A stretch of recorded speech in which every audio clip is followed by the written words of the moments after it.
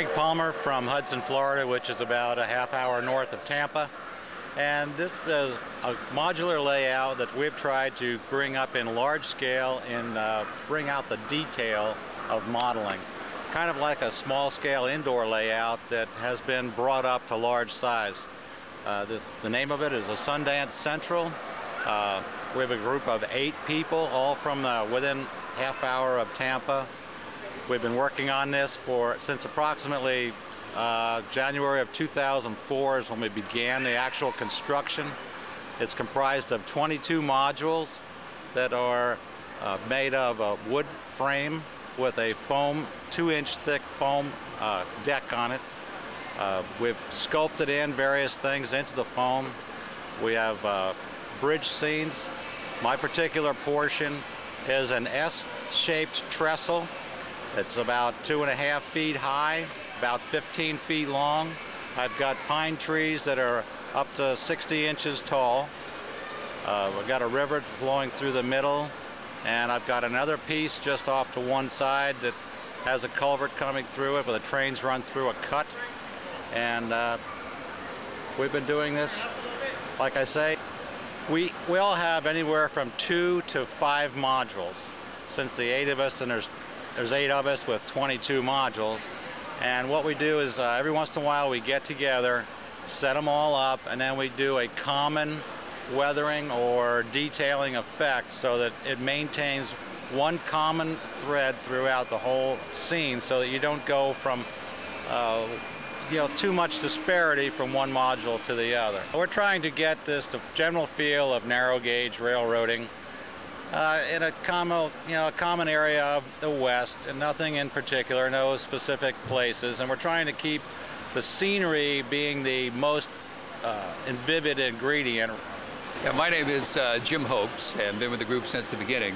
You know, I think one of the cool things about being part of a modular group is everybody has an opportunity to use their individual talents. I mean, all of us have specialties in particular areas. My particular interest is in building scenery and building trees. I also happen to like, sound. That's something that I have an interest in. And Bob Perot and I actually still like mainline diesels. So fortunately, the guys here still indulge us from time to time. You'll see a -9 show up on here. It actually looks pretty good. We've gotten some amazing photographs, but as you build this thing out, I mean, some people get really good at making trees. Making deciduous trees is something I like to do. And so I've made a lot of the deciduous trees on here. That's a particular interest of mine. Working with the ground foam and the scenery and building rocks, things of that nature. And then that extends into other modules. And that's one of the things we wanted to do, is make sure we had a consistent look throughout.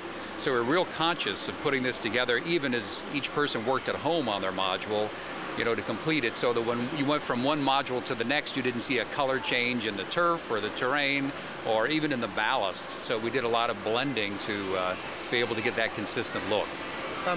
How many trees would you say are on the layout now? Any idea?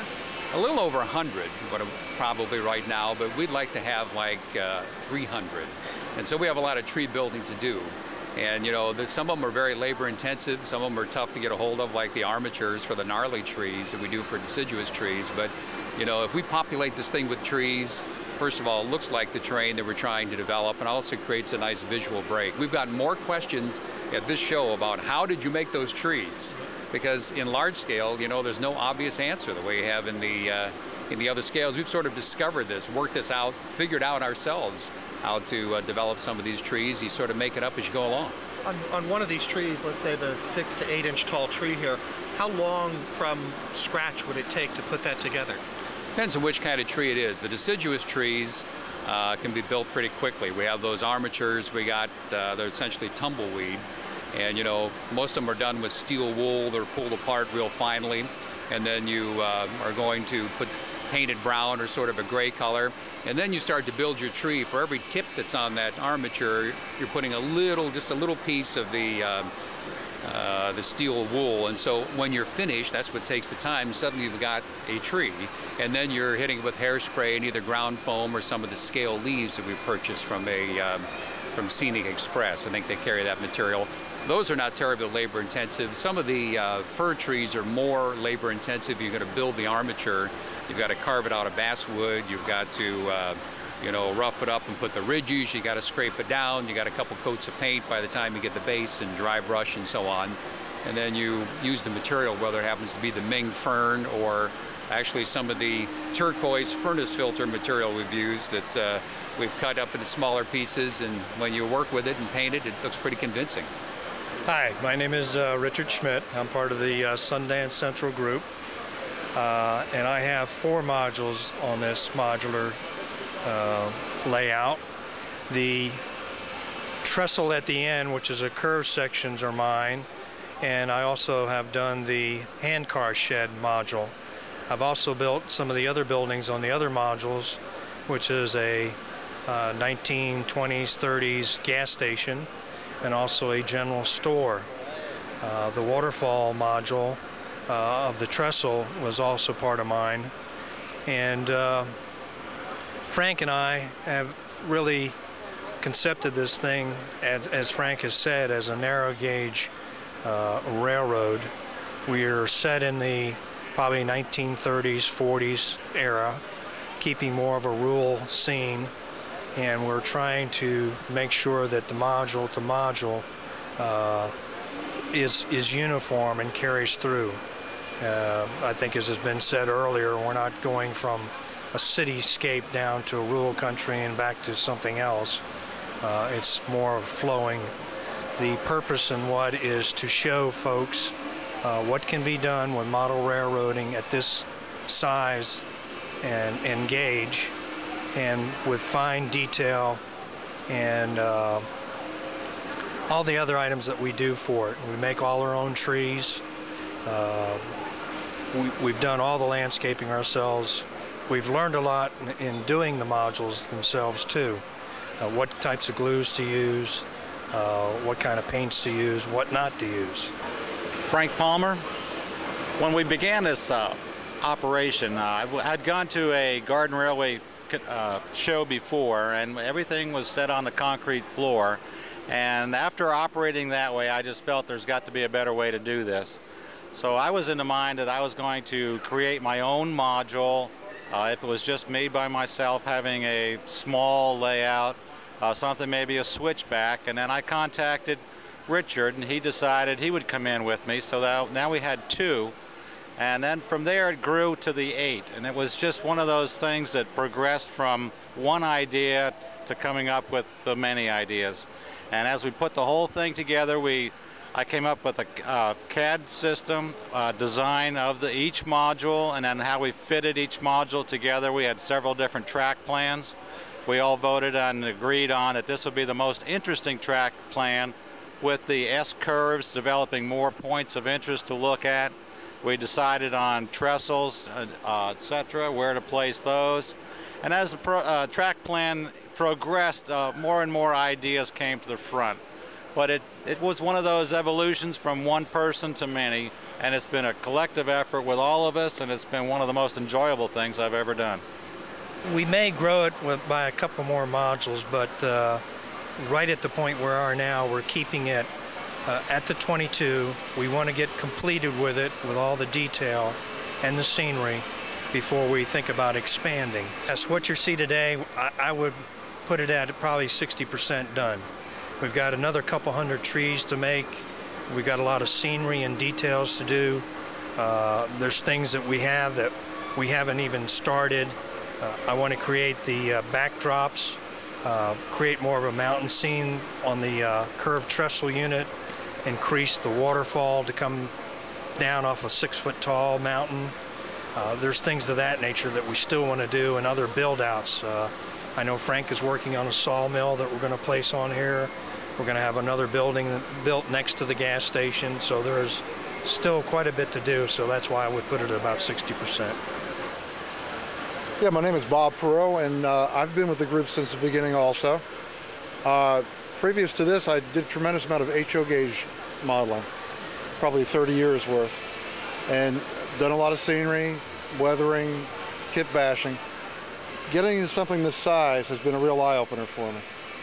What was good in HO gauge is not good in this scale because everybody can see everything you've done. If you've made a mistake, it's easily pointed out. I've learned a lot working with this group. I've touched on everything. Scenery, tree making, rock making. I've learned from every individual in this modular group, and it has improved all my overall skills. Right now what we're dealing with, and we're still working on, is scale water. What works in HO gauge does not work in large scale as well. The resin is not really giving us a satisfying finish. I've used a decoupage on my modules. It's a little better, but we're still playing with it, and we're trying to learn how to make realistic looking streams and waterfalls and things like that. I also, along with Jim Hopes, run mainline diesel. I also run mainline steam, and I appreciate the fact that they tolerate us and let us run in these particular shows. Hi, I'm Dave Ravello. I'm the latest member of the group, I guess. I've got 5 sections, and I sort of concentrate on figure painting, scenery, buildings, that kind of stuff. The operation is all new to me yet, so, and I don't have anything to run on here yet. Purchased my first brass locomotive, still waiting for it to show up. Probably show up in the next year or two, I hope.